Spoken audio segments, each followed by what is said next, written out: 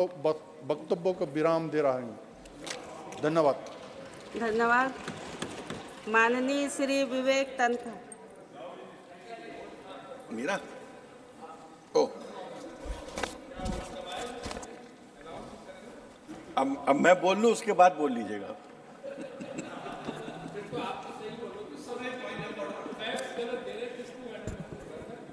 जो उन्होंने बोला कि जब ये हमारे ये हो गए थे, जब सोना गिरवी रख गया था, उसके बाद फिर मोदी जी ने आकर उसको संभाला। अरे उसके बाद तो नरसिम्हा राव जो आए थे, मनमोहन सिंह वित्त मंत्री थे, उन्होंने सारी अर्थव्यवस्था संभाली थी। 2005 का उन्होंने सही बताया कि मनमोहन सिंह रिजीम में 7 से ऊपर जीडीपी थी, लेकिन आज वो जीडीपी नहीं है। तो फैक्ट्स को जो है सुधार के वक्त बोलें, यही मेरा अनुरोध है। ठीक है। माननीय श्री विवेक तनखा। टाइम शुरू से स्टार्ट करें। मैं बहुत देर से सभी मेंबर्स को बहुत सीरियसली सुन रहा था और सुन रहा था कि हर व्यक्ति अपने तरीके से इकोनॉमी के बारे में प्रेजेंटेशन दे रहे थे। लोगों ने एम्प्लॉयमेंट की बात की, लोगों ने जीडीपी की बात की, ग्रोथ की बात की, एजुकेशन की बात की, हेल्थ की बात की, सबकी बात की। बट मैं पहली चीज़ ये आपसे बोलना चाहता हूँ कि मैं जब इकोनॉमी को देखता हूँ तो मैं अपने शहर से देखता हूँ। मेरे शहर की व्यवस्था क्या है। मैं मध्य प्रदेश से आता हूँ, जबलपुर में रहता था। वहाँ पर ऑर्डिनेंस फैक्ट्रीज हैं, करीब 6 ऑर्डिनेंस फैक्ट्रीज हैं, जहाँ 1 लाख से ऊपर लोग काम करते थे। और ये 50-60 साल की व्यवस्था है। आई एम श्योर बहुत सारे सांसद यहाँ के जब जबलपुर आए होंगे, ऑर्डिनेंस फैक्ट्रीज उन्होंने देखी होंगी। समस्या ये है कि वो ऑर्डिनेंस फैक्ट्री जहाँ 1-1.5 लाख लोग काम करते थे, आज मुश्किल से 10,000 लोग काम करते हैं। तो मैं कैसे मानूं कि इंडिया की इकोनॉमी इज डूइंग वेल।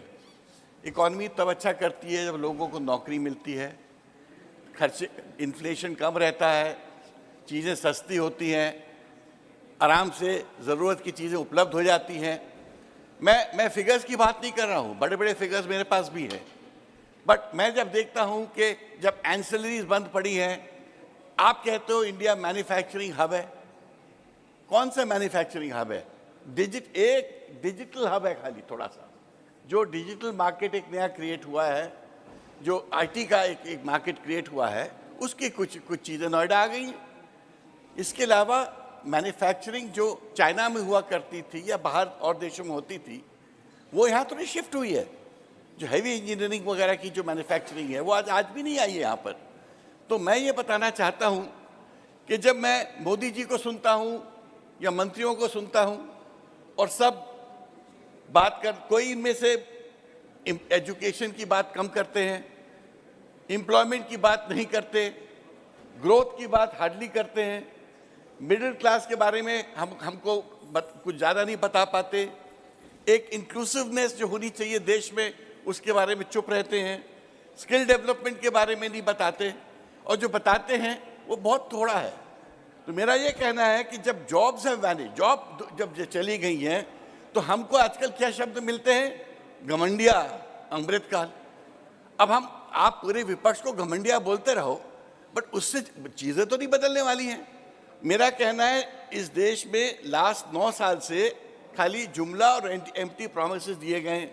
और मुझे आज याद आ रहा है, एक अपने सनी देओल साहब लोकसभा के मेंबर भी हैं, एक मूवी थी जिसमें वो कहते हैं तारीख पे तारीख, तारीख पे तारीख, तारीख पे तारीख माय लॉर्ड, पर इंसाफ नहीं मिला। तो इसी तरह मैं मोदी जी और बीजेपी से कहना चाहता हूँ, तारीख पे तारीख, तारीख पे तारीख माय लॉर्ड, मगर हमको विकास नहीं मिला। तो विकास एक्चुअली नहीं मिला, आपने हमको तारीखें दी, आपने 16 दी, 17 दी, 18 दी, 19 दी, 20 दी, 22 दी, बट वो विकास कहाँ है जिस विकास की आप बात करते हो? और मैं आगे बताना चाहता हूँ, मेरे पास 6 इंडेक्सेस होते हैं, विकास के 6 इंडेक्सेस होते हैं। एक है economic growth. What is an economic growth? Economic growth is जब real wages, non agriculture occupation जो होता है, जो फार्मर होता है, उसके वेजेस में क्या इजाफा हुआ। सितंबर 2017 से 22 में it has decline by 0.9%। between 2017 and 2021 regular madam मेरे तो 7-8 मिनट थे कहाँ टाइम हो गया 4 मिनट का अरे था। मेरे को 7-8 मिनट थे मैडम अभी ना वो लिखे और रेगुलर वर्कर्स चलिए, हैव तो डिक्लाइंड फ्रॉम 0.7% to 1.3%। मैं इसी तरह बताना चाहता हूँ कुकिंग गैस 100 रुपए की थी 200 हो गई पर लीटर, मिल्क 35 था 65 हो गया, पल्सेस 75 थे 180 हो गए, फ्लावर आटा 20 रुपए पर केजी था 45 हो गया, शुगर 35 था 55 हो गया, पेट्रोल 70 था 105 हो गया। अब एम्प्लॉयमेंट की बात करिए, एम्प्लॉयमेंट का जनरेशन जो है इस unemployment rate is 42%. Labor force participation rate has fallen to 40% as already from an already low of 47%. In 5 years, while the total working population has gone up by 12 crores, the number of people with jobs has gone down to 80 lakhs. इसी तरह मैं बताना चाहता हूँ agriculture का failure, मैं short में कर देता हूँ। रूपी कॉन्स्टेंटली डिक्लाइन कर रहा है, फाइनेंस मिनिस्टर कहते हैं रुपया गिरा नहीं डॉलर मजबूत हुआ, हमारा कहना है रुपया is today seen as the worst performing Asian economy. तो मेरा ये कहना है वेदर इनइक्वालिटी है, एग्रीकल्चर ग्रोथ है, रूपी का डिक्लाइन है, फाइनेंशियल स्कैंडल्स हैं, आपकी ग्रोथ हुई कहाँ है? ये ग्रोथ तो मुझे कहीं दिखती भी नहीं है। मुझे खाली ये दिखता है कि आप ऑपोजिशन के अगेंस्ट फुल टिरेड आप लोग लॉन्च करते हैं, ऑपोजिशन को एक बैड नेम देते हैं, कभी कह देते हैं ये अमृतकाल है, कभी कह देते हैं ये घमंडिया है। इन सब बातों से कुछ फर्क नहीं पड़ने वाला। अगर आप चाहते हैं इंडिया की ग्रोथ हो, it has to be on the 7 indexes जो मैं बोल रहा था, it has to be an inclusive growth, it has to be growth of its workers, its agriculture sector, its towns, its workers and its youth, its women, its ST, SC, OBC, everybody. Thank you. जय हिंद। धन्यवाद।